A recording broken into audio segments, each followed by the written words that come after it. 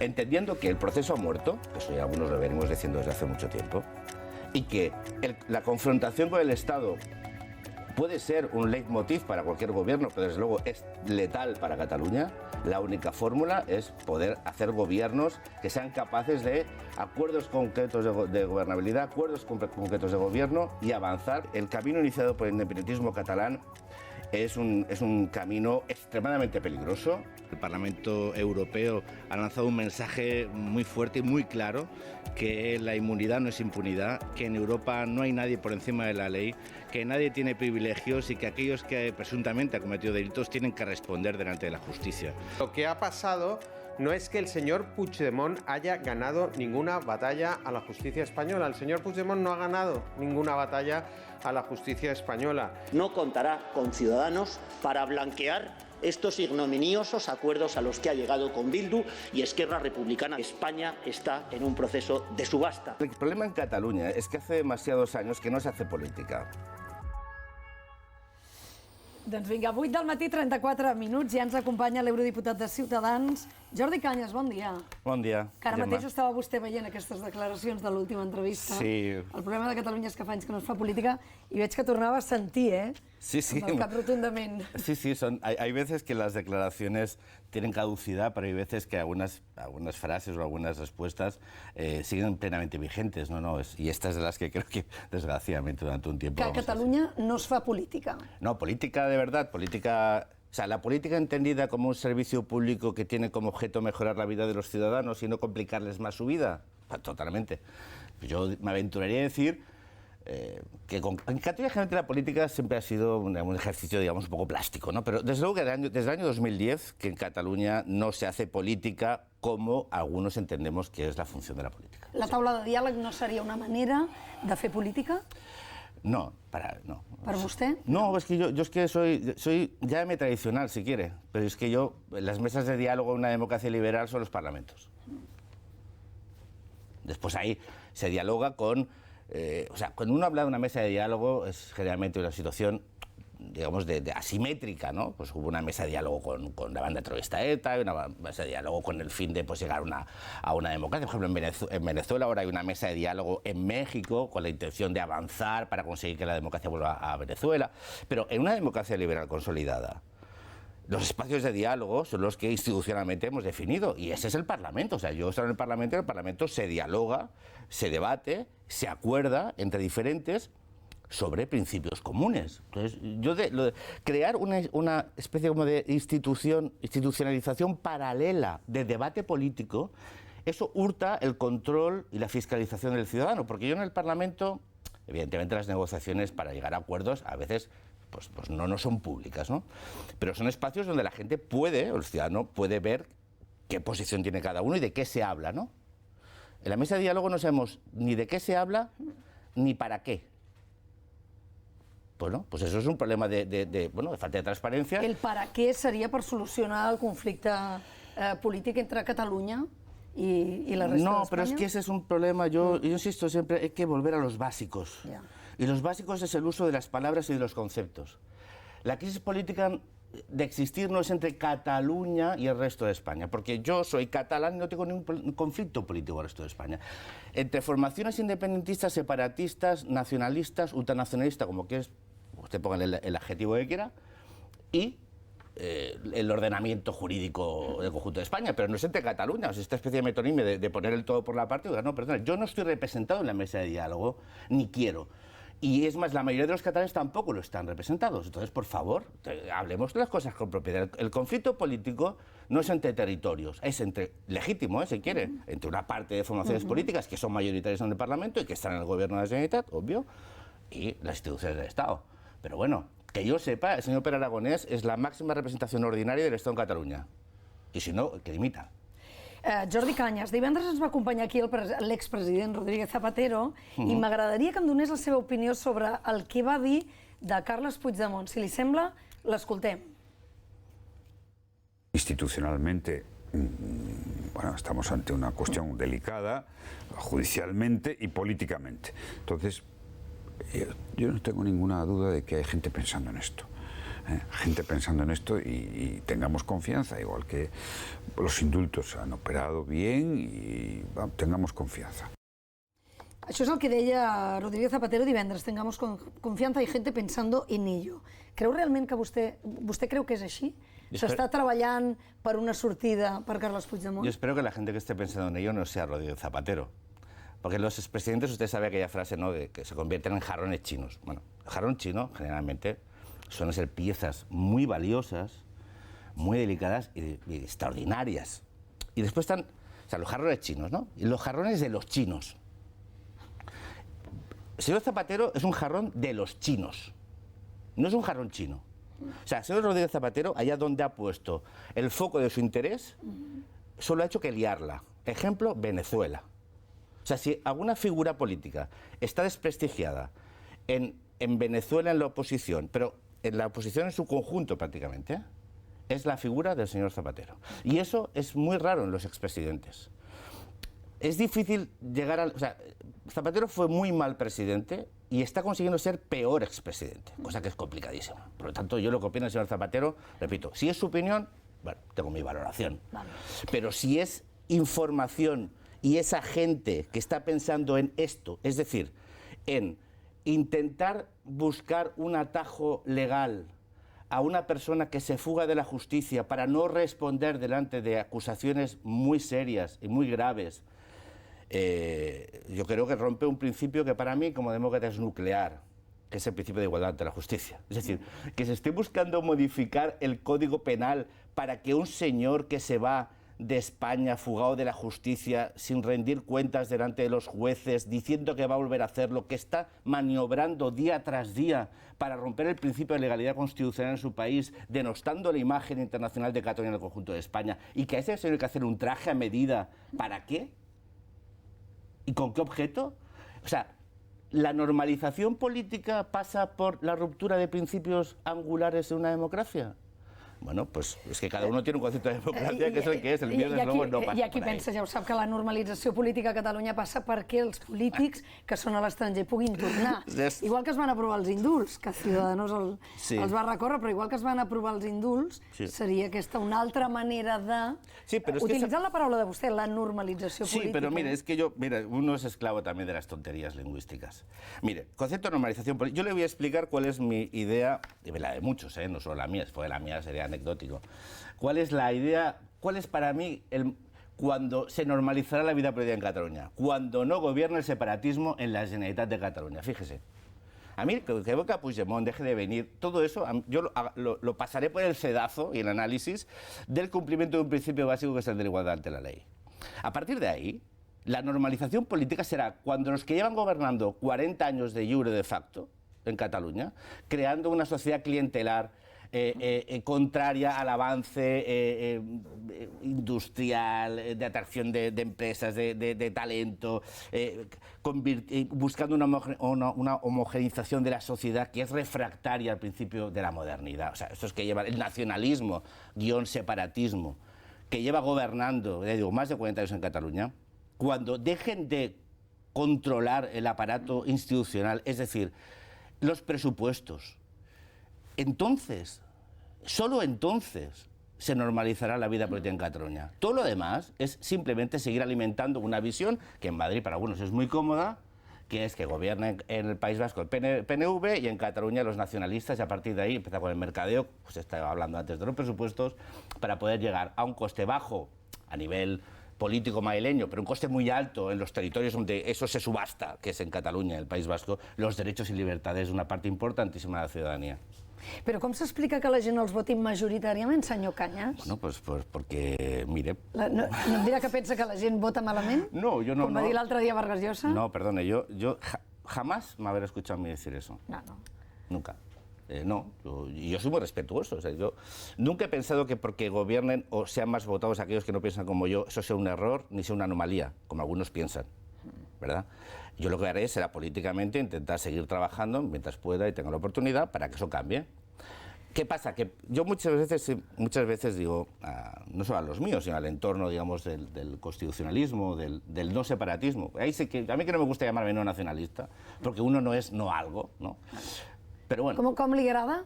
¿Anomenar-se constitucionalista? Mire, no lo sé. Yo es que... ¿El término unionista le gusta? A mí la unión me gusta, pero el unionismo está cuando el unionismo fue un concepto que se empezó a utilizar desde el separatismo, justamente porque tiene unas reminiscencias en su momento. Pero lo que pasa es que la mayoría de la gente ya no se acuerda del unionismo del Ulster, el unionismo de la Irlanda del Norte, el unionismo...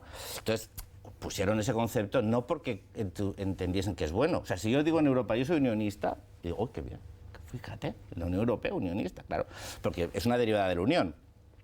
Pero evidentemente fue colocado aquellos que no hacían, o sea, yo es que defender el marco donde uno está, pues no tendría que tenerse un adjetivo, ¿no? Pero a mí no me importa que me llame ni unionista, ni constitucionalista, me da igual. Yo lo que quiero decir es que aquellos que no somos separatistas, muchas veces dicen, no, es que hace el separatismo. No, el problema es que no hacemos nosotros, porque para que esa parte de ciudadanos que da mayorías a los partidos separatistas, además de una ley electoral que los potencia y les prima, ¿no? O les dopa, pero es cierto que probablemente si fuésemos capaces de construir con mucha más nitidez un mensaje más constructivo, más positivo, que dejase de hablar de lo que ellos quieren que hablemos. O sea, a mí yo estoy hablando de que Puigdemont, porque usted me lo pregunta y yo soy obediente y le respondo. Pero a mí, sinceramente, Puigdemont no me interesa para nada. O sea, es un actor digamos, central, pero marginal. O sea, es central porque la política catalana se mueve en torno a esta gravedad de personajes,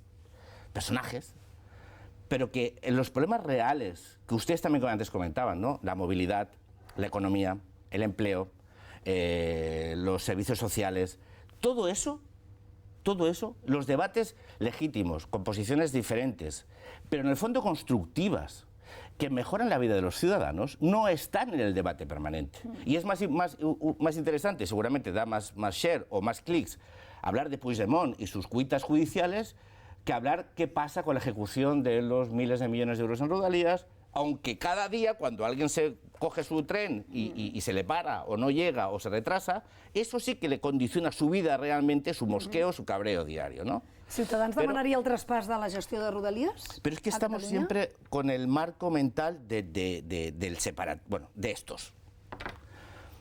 Aquí había un problema de seguridad hasta que se traspasa a los Mossos. Ya nadie habla de seguridad. La seguridad sigue igual, mejor, peor, bueno, peor, nadie habla de seguridad. ¿Quieren los traspasos para gestionar los presupuestos? Oiga, no para mejorar el servicio. De facto, las rodalías están traspasadas. No está traspasado el material móvil ni las infraestructuras. Pero es que ellos lo que dirán será, imagínense que llegan a un acuerdo para los presupuestos, ¿no? Y titular, usted decía antes el titular, ¿no? Esquerra Republicana consigue el traspaso de rodalías. Muy bien. Al día siguiente sería, no tenemos dinero suficiente para ejecutarlas. No llegan los traspasos. Y entonces será el dinero. Cuando tengan el dinero, entonces aparecerán los problemas, uno de los problemas reales que tiene el problema de Rodalías, que es nuestra geografía, los cuellos de botella que hay para mejorar el número de, digamos, el número de unidades que pueden pasar por hora, por determinado. Hay unos cuellos de botella entre Barcelona y Rodalías que es un problema técnico que requiere de mucha inversión y es difícil a veces, ¿no? Sí.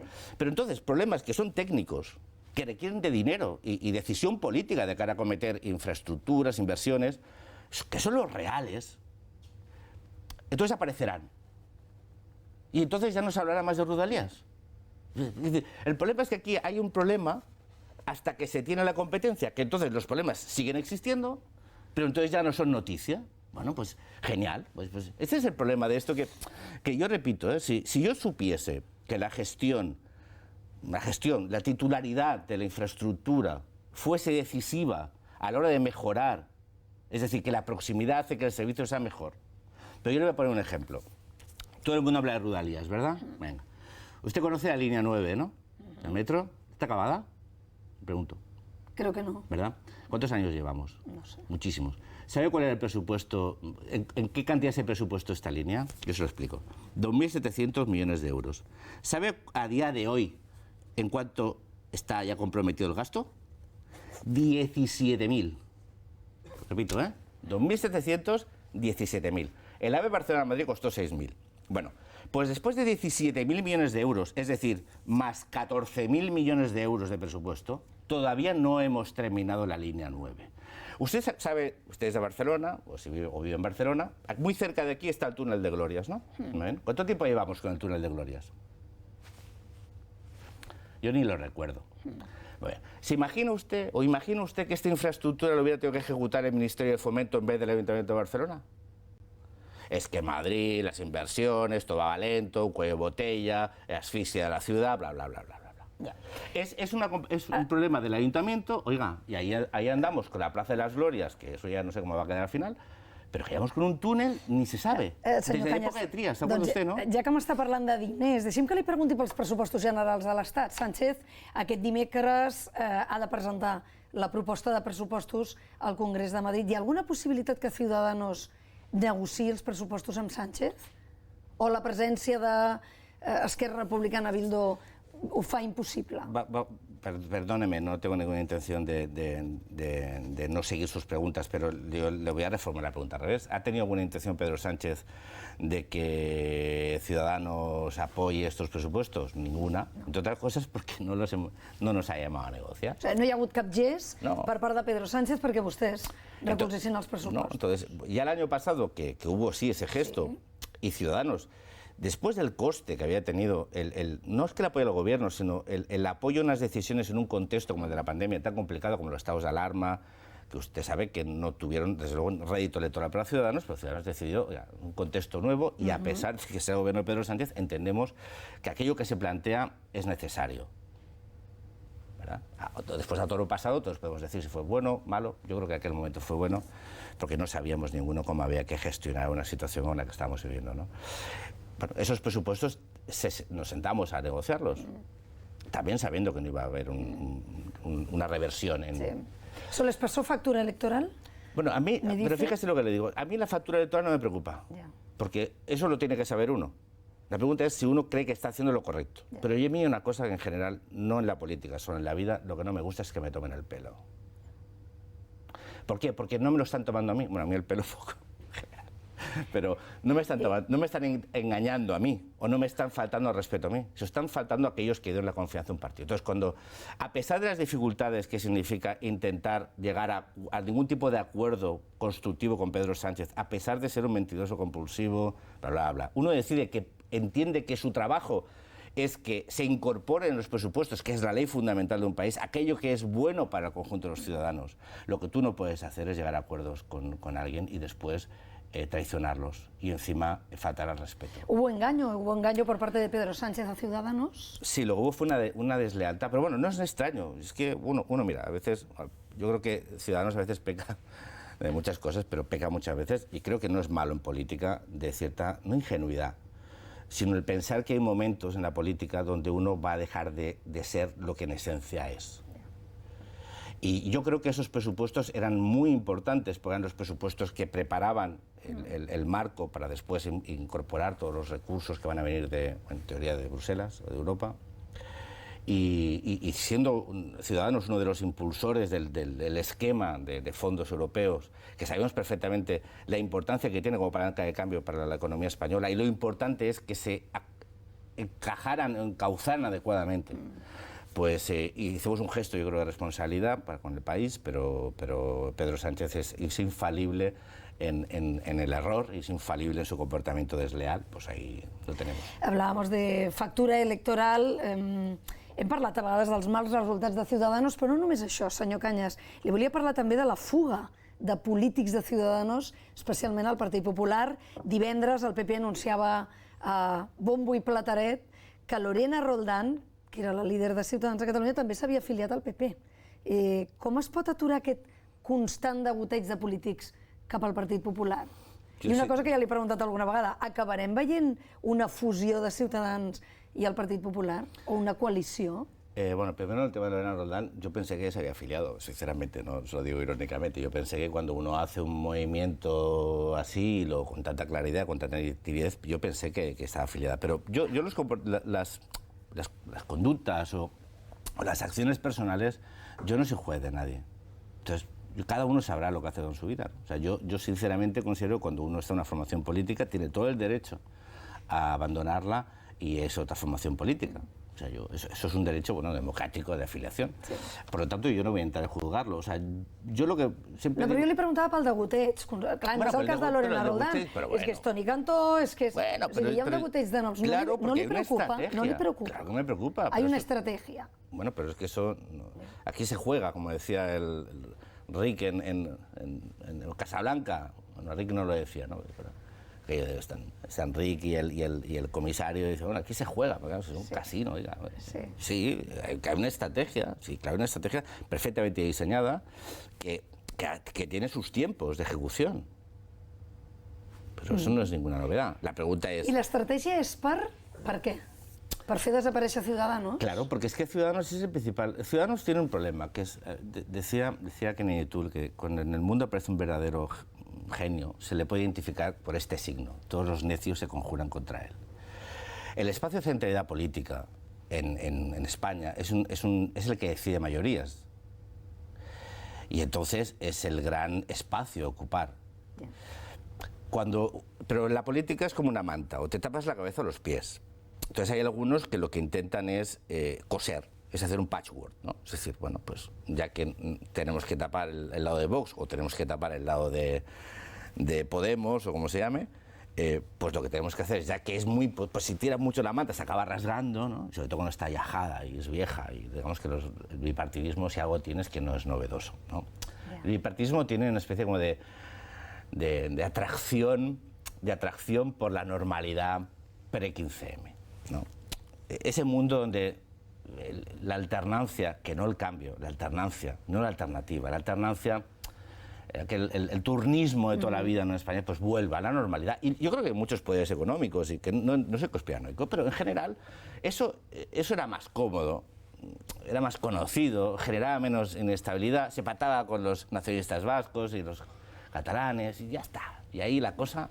Pues ahí vamos haciendo tram, con muchos problemas, con muchas ineficiencias, sin intentar resolver los problemas de fondo o las grandes reformas a realizar. Pero entonces, pues algunos lo que quieren hacer es eso, pues coges ese espacio, pues lo coses. ¿Qué pasa? Que bueno, están cosiendo, pero esto no es un trozo de tela, estos son personas. Entonces, sí, se puede coser, pero bueno, hay algunos que cosen, pero con la aguja, más que con la aguja fina, algunos quieren coser con la aguja de coser. Bueno, pero con tanta gordas. Metáfora no he acabado de entender ni me ha contestado. Pero que he ganado tiempo. No, mucha metàfora. No, però jo li preguntava per aquesta possibilitat que Ciutadans sempre planteja, per exemple, a Catalunya, no? De concórrer unes eleccions junt amb el Partit Popular. Mire, yo el futuro no lo sé. Yo no sé vivido, y algunas veces cuando lo he intentado, pues me ha salido mal. Algunos me recordaban algunas cosas de Puigdemont que decían que no iba a poder salir de Bélgica y ha podido salir, por lo cual, mire, yo como adivino no tendría futuro. ¿Le ha defraudado la justicia europea? No, es que no hay un concepto de justicia europea. La justicia europea, en lo que entendemos como Tribunal de Justicia de la Unión Europea o lo que son las estructuras, no me defrauda porque es muy garantista. Y yo decía, pues el señor Puigdemont tiene todo el derecho a agotar las vías jurídicas. Lo que yo creo que no hay derecho es que a justicias de países europeos traten asimétricamente procesos normales como son las órdenes de extradición o de ejecución de una extradición, ¿no? O sea, yo lo que no creo que sea bueno, porque ningún tribunal belga ni ningún tribunal alemán puede entrar a hacer un juicio sobre una demanda de extradición sin tener la instrucción. Es decir, tú puedes decir sí o no, la consideramos adecuada o no, cumple dentro de los criterios de extradición o no, pero no vamos a entrar en el fondo. Pero a lo que le quería decir... Pero no me estará diciendo como el Tribunal Constitucional de Polonia, ¿no? No, pero que las leyes nacionales están por encima. No me quiero desviar de lo que usted me preguntaba del Partido Popular y Ciudadanos, ¿no? O sea, a mí no me preocupa el tema de la absorción o no absorción a la voluntad. A mí lo que me preocupa es si eso, qué consecuencias tiene, ¿no? O sea, aquí hablamos con normalidad. Mire, nosotros somos un partido que ocupa el espacio liberal progresista en España. Ese es un espacio que es el que es. Pero en Europa, por ejemplo, si usted dice, ¿puede un partido liberal fusionarse de esta forma con un partido conservador? Pues ya no, ¿por qué? Porque ocupan espacios muy claros y muy delimitados. O sea, yo eso lo vivo ahora. Yo soy en un grupo liberal, el grupo Renew Europe, y hay el Partido Conservador, el Partido Popular Europeo y el partido, pues, los socialistas y demócratas. Y en medio de un espacio, que es un espacio no solo electoral, sino de propuesta política que a nivel europeo está muy reconocido y tiene un perfil propio muy claro.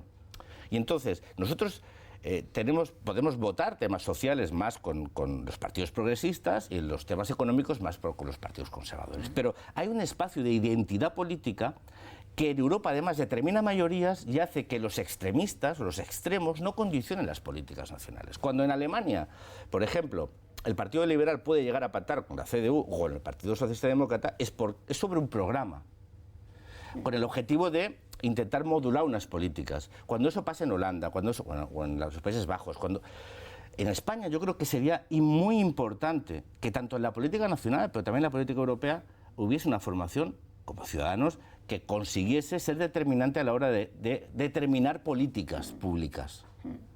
Que cuando hablemos de presupuestos no estemos hablando de un traspaso de ruralidad, sino cuál es el modelo más eficiente para gestionar las infraestructuras ferroviarias en España. No si es bueno para Cataluña o no, es que a lo mejor hay que repensar el modelo ferroviario, pero es que en eso nadie está. Ese es el drama. Entonces, yo creo que tenemos como un objetivo, es consolidar ese espacio, que es difícil, porque ahora mismo las tendencias son la de polarización y sobre todo en España, que es algo nefasto,